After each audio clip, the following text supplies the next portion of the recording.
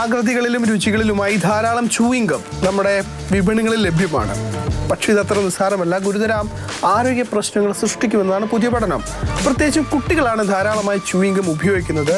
ഈ പശ്ചാത്തലത്തിലാണ് ബോധവൽക്കരണവുമായി കണ്ണൂർ ബ്ലോക്ക് പഞ്ചായത്ത് രംഗത്ത് വരുന്നത്. ഓരോ ചൂയിങ് ഗം ചവയ്ക്കുമ്പോഴും ആയിരക്കണക്കിന് മൈക്രോ പ്ലാസ്റ്റിക്കുകൾ ശരീരത്തിലെത്തുന്നുവെന്നാണ് പഠനം.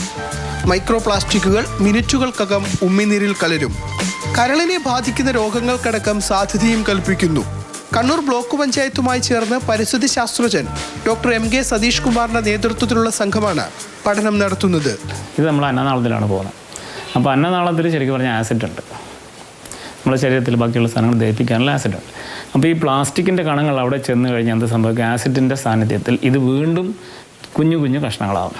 ഈ സാധനമാണ് ചെറുകുടലിലേക്ക് പോകുന്നത്.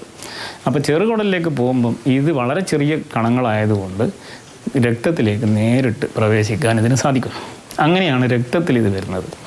അപ്പോൾ രക്തത്തിൽ ഇത് വന്നു കഴിഞ്ഞാൽ ഇത് സംഭവിക്കുന്നത് ഒന്ന് ലിവറിലേക്കാണ് കൂടുതലായിട്ട് പോകുന്നത്. അങ്ങനെ ലിവറിലേക്ക് പോയി കഴിഞ്ഞാൽ ലിവർ ഇൻഫ്ലമേഷൻ ഉണ്ടാവും. അവിടെ വെച്ച് ലിവർ സീറോസിസ് ഉണ്ടാകാനുള്ള സാധ്യത വളരെ കൂടുതലാണ്. പിന്നെയുള്ളത് പാൻക്രിയാസിലേക്കാണ്. പാൻക്രിയാസ് പോയി കഴിഞ്ഞാൽ പാൻക്രിയാസാണ് ഇൻസുലിൻ ഉണ്ടാക്കുന്നത്. അപ്പോൾ ശരിക്കും പറഞ്ഞാൽ ഇൻസുലിൻ ഉണ്ടാക്കുന്ന പ്രക്രിയ തകരാറിലാവും. അപ്പം അയാൾ ഡയബറ്റിക്കായി മാറുന്നു.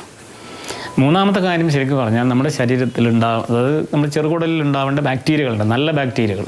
ഈ ബാക്ടീരിയ മൊത്തം നശിപ്പിച്ചു കഴിഞ്ഞാൽ ദഹനമായിട്ടുള്ള പ്രശ്നങ്ങൾ ഇതുണ്ടാവും. ഇതാണ് പ്രധാനമായിട്ടും 3 നമ്മൾ ഐഡൻറ്റിഫൈ ചെയ്തിട്ട് നമ്മൾ അതിനെ ടാർഗറ്റ് ചെയ്തിട്ടാണ് നമ്മളിപ്പോൾ ചെയ്തുകൊണ്ടിരിക്കുന്നത്. പഠനത്തെ അടിസ്ഥാനമാക്കിയാണ് സ്കൂളുകളിലും പരിസരങ്ങളിലെ കടകളിലും ചൂയിങ് ഗം നിരോധിക്കണമെന്ന ആവശ്യം കണ്ണൂർ ബ്ലോക്ക് പഞ്ചായത്ത് മുന്നോട്ട് വയ്ക്കുന്നത്. തുടക്കത്തിൽ നമ്മൾ കുട്ടികളെ ഇത് എന്തൊക്കെയാണ് ഇതിന്റെ ബുദ്ധിമുട്ട് എന്നുള്ളത് മനസ്സിലാക്കുന്ന രീതിയിലുള്ള ഒരു പ്ലേ രൂപത്തിൽ കുട്ടികളുടെ മുന്നിലേക്ക് എത്തിക്കുന്നു.